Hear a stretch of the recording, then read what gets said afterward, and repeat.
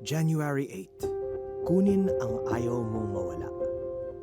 Tiningnan sila ni Jesus at sinabi sa kanila, hindi ito kayang gawin ng tao, ngunit hindi ito imposible sa Diyos. Sapagkat ang lahat ng bagay ay kayang gawin ng Diyos. Mark 10:27.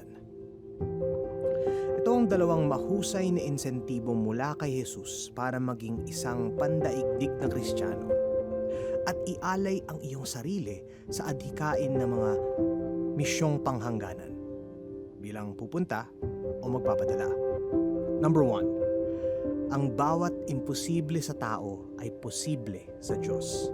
Mark 10:27. Ang pagbabalik loob ng mga nasanay na sa kasalanan ay pagkilos ng Diyos at naaayon sa kanyang dakilang plano.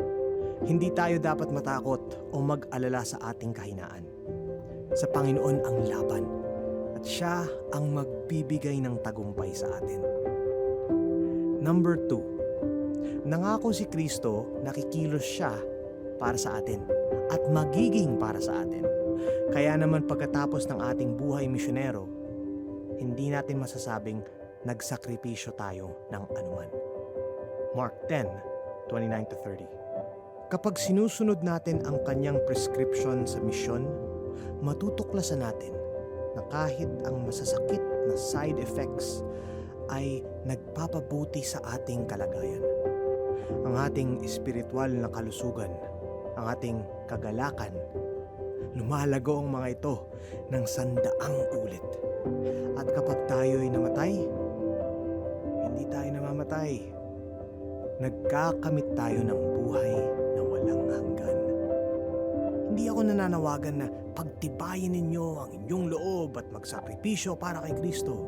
Nananawagan akong talikuran ninyo ang lahat ng meron kayo upang makamtan ang buhay na makakapuno sa pinakamalalim ninyong pangarap. Nananawagan akong ituring nyo ang lahat ng bagay na basura para sa higit na halaga ng paglilingkod sa hari ng mga hari. Nananawagan akong tanggalin nyo ang inyong mga biniling basahan at isuot ang damit ng mga sugo ng Diyos. Nangangako akong makakaranas kayo ng mga pag-uusig at kahirapan. Ngunit, tandaan ninyo ang kagalakan.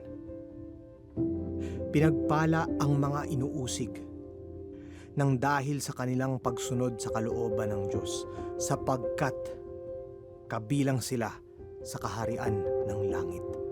Matthew 5:10.